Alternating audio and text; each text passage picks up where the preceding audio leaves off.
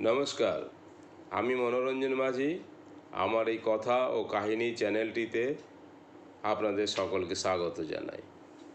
আজ আমি আপনাদের সামনে মিলিটারি লাভ গল্পটার দ্বিতীয় পর্ব উপস্থাপন করব। তাহলে শুরু করা যাক।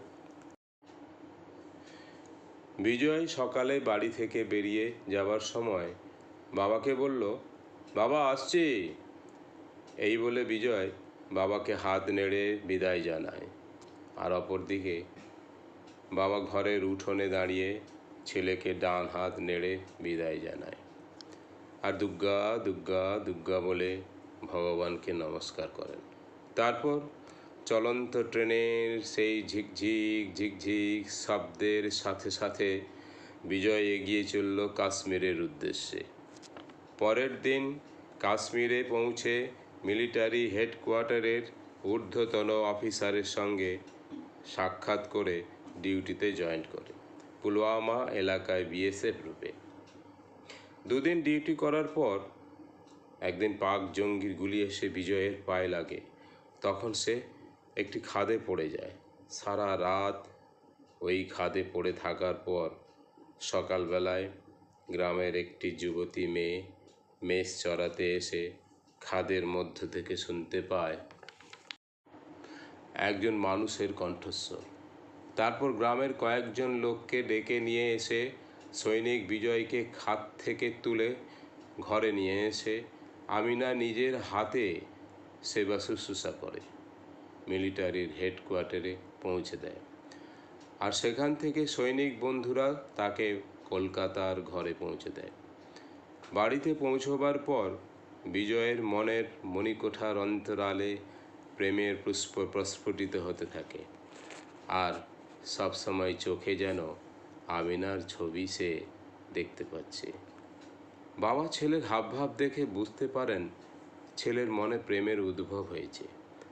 বাবা ছেলের সঙ্গে বন্ধুর মতো ব্যবহার করেন, কেননা ছেলে প্রাপ্তবয়স্ক হয়ে গেলে বাবার উচিত ছেলের সাথে বন্ধুর মতো ব্যবহার করা। একদিন বাবা তার ছেলে বিজয়কে বলেন, হ্যাঁ রে বিজয়, তোকে একটা প্রশ্ন করব বলে করা হয়ে ওঠেনি, যদি তুই মনে কিছু করিস কিনা সেই কারণে। তখন বিজয় বাবাকে বলল, না না না না বাবা, মনে কিছু করব কেন? তুমি আমার বাবা, তোমার সম্পূর্ণ অধিকার আছে আমার উপর প্রশ্ন করার। বলো বলো বাবা, তুমি কি বলতে চাও? বাবা একটু ইতস্তত হয়ে ছেলেকে প্রশ্ন করলেন, হ্যাঁ রে বিজয়, তুই কি কোনো মেয়ের প্রেমে পড়েছিস? ছেলে একটু লাজুক সুরে বলল, হ্যাঁ বাবা, হ্যাঁ। বাবা প্রশ্ন করে জানতে চাইলেন, মেয়েটি কে? তার বাড়ি কোথায়? তার নাম কি? বাবা, আমি তোমার সব প্রশ্নের উত্তর একের পর এক দিচ্ছি। মেয়েটি একজন মেষপালকের মেয়ে। তার বাড়ি কাশ্মীরের এক গ্রামে।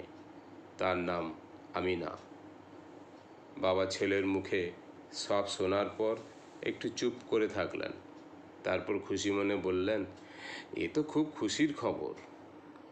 সবার আগে মেয়েটি এবং তার বাবা মা কি রাজি আছেন? বিজয় খুশি মনে বলল, হ্যাঁ বাবা, বাড়ির সকলে রাজি আছেন। এই এই দেখো তোমার হবু বৌমাকে। এই বলে বিজয় মোবাইলে ভিডিও কলে বাবাকে আমিনা এবং তার বাবা মায়ের সঙ্গে কথা বলাতে থাকে। বিজয়ের বাবা ভিডিও কলে আমিনার বাবা মাকে নমস্কার জানায়। প্রত্যুত্তরে আমিনার বাবা মা ও বিজয়ের বাবাকে সেলাম ও নমস্কার জানায়। মুসলমান পরিবার বলে প্রথমত ক্ষণিকের জন্য কুণ্ঠাবোধ হচ্ছিল। তারপর বিজয়ের বাবা সকলকে তার কলকাতার বাড়িতে আসার জন্য আমন্ত্রণ জানায়। তারপর সকলকে নমস্কার জানিয়ে তাদের অনুমতি নিয়ে ভিডিও কল তখনকার মতো বন্ধ করে দেয়। বিজয় বাবাকে প্রশ্ন করল, বাবা, তোমার কি এই বিয়েতে অনুমতি আছে? মা মরা ছেলেটার মুখের দিকে তাকিয়ে বাবা বলেন, হ্যাঁ বাবা, হ্যাঁ, আমার অনুমতি আছে। তাছাড়া তোরা দুজনে সুখে থাকলেই তাতেই আমার সুখ। আর হ্যাঁ রে খোকা, ওনারা